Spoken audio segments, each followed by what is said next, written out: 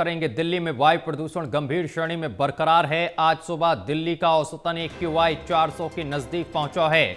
कई इलाकों में 400 के आंकड़े को भी किया है AQI ने पार। वायु प्रदूषण के साथ ठंड का असर भी बढ़ गया है, जिससे कि लोगों को दिक्कतों का सामना करना पड़ रहा है। सांस लेने में भी लोगों को दिक्कतें हो रही हैं और इसके साथ ही दिल्ली NCR में ठंड का प्रकोप भी देखने को मिल रहा है।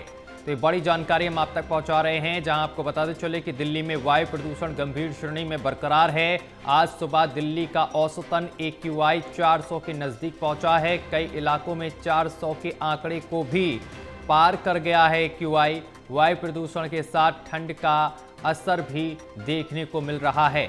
इस खबर पर अधिक जानकारी के साथ हमारे संवाददाता प्रणय शर्मा हमारे साथ जुड़ गए हैं। प्रणय, दिल्ली में वायु प्रदूषण गंभीर श्रेणी में लगातार बरकरार है, क्या कुछ ताजा अपडेट आपके पास?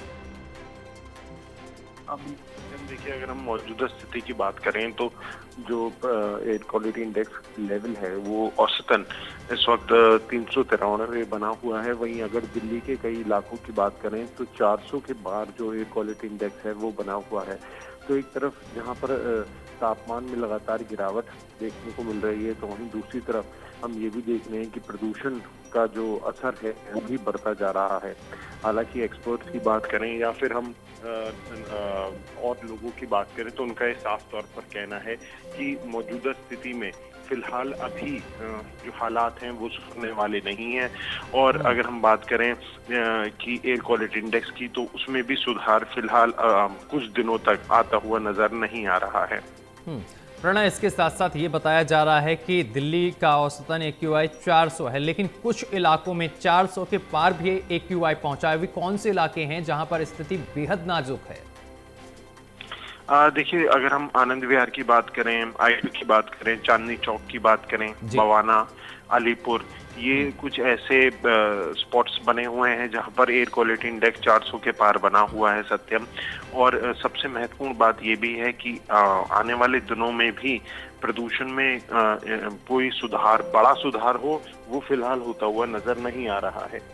प्रणय, इसके साथ साथ ठंड भी लगातार बढ़ रही है। ऐसे में जो प्रवासी हैं उनके लिए क्या कुछ प्रशासन की तरफ से व्यवस्था की गई है? देखिए, अगर हम बात खास तौर पर रैन बसेरों की करें तो आपसे कुछ ही दिन पहले हमने ये देखा था कि किस तरीके से जो खुद मंत्री हैं आशीष सूद, उन्होंने औचक निरीक्षण किया था और दिल्ली के कई रैन बसेरों का उन्होंने औचक निरीक्षण किया था, जिसमें उन्होंने साफ तौर पर ये देखा था कि किस तरह के इंतजाम वहाँ पर किए गए हैं। दिल्ली के अंदर बड़े पैमाने पर रैन बसेरे बनाए गए हैं और सरकार का दावा है कि उन रैन बसेरों में तमाम जो सुविधाएं हैं जो बेघर लोगों को मिलनी चाहिए वो दी जा रही हैं।